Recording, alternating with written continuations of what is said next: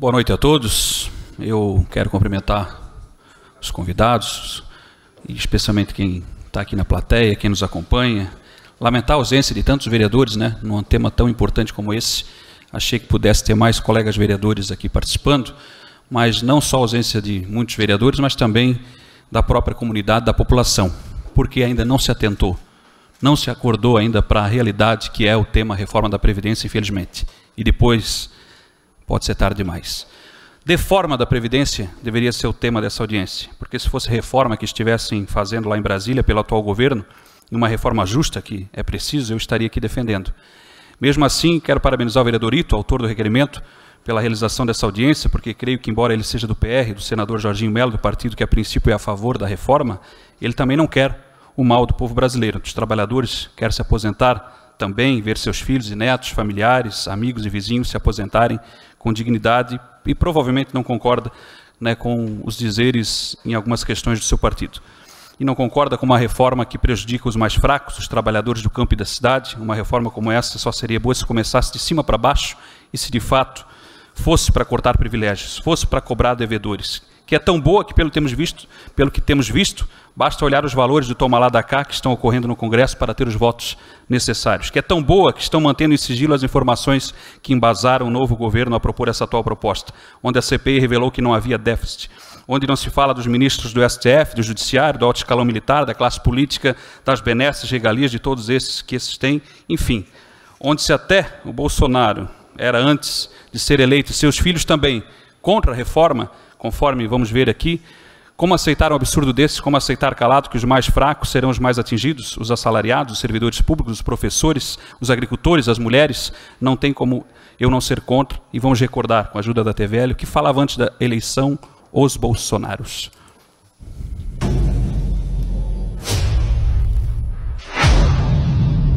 Olá, queria registrar aqui e antecipar o meu voto contrário à reforma da Previdência. E eu fundamento isso basicamente num pilar. O de que, primeiro, é necessário que nós cobremos dos grandes devedores. Eu não vi esforço do governo para cobrar. São aqueles que mais devem à Previdência Social. Enquanto isso não for feito, não haverá moral para que o Congresso analise essa proposta. Muita conta da Previdência. Mesmo com as mudanças no texto, a suavização do texto, mesmo assim?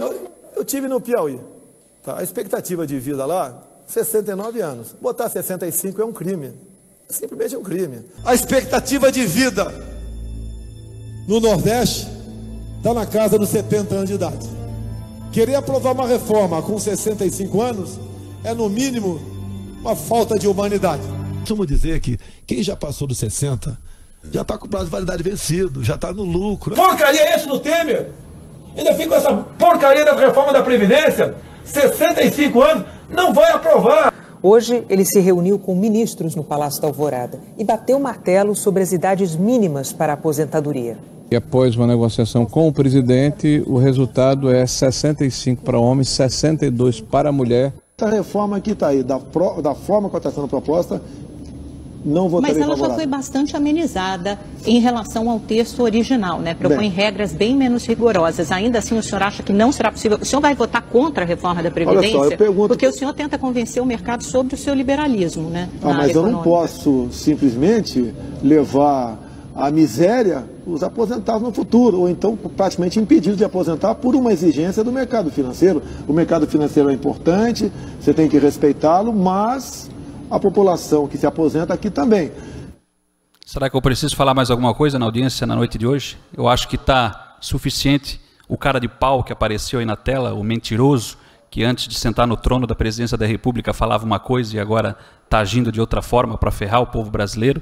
É isso aí que a gente está vendo. O povo enganado, né? O povo que, se não acordar, depois não adianta chorar. Está aí. Eu até agradeço a tolerância dos segundos que passaram. Vereador Ito, parabéns pela iniciativa. Sei que Vossa Excelência, independente de partido, é a favor dos trabalhadores também nesta questão. Né? Tenho certeza que aqui a grande maioria é também. E eu acho que os vídeos que eu trouxe aqui, que não é fake news, né? Fake news predominou aí durante as eleições, é fato. Eu acho que mostra tudo aquilo que eu gostaria de dizer sobre o que está acontecendo, infelizmente, no nosso país, na nossa nação. E é hora de o povo acordar, urgentemente, antes que seja tarde demais. Eu defendo os trabalhadores, sou contra a reforma da Previdência e ponto final.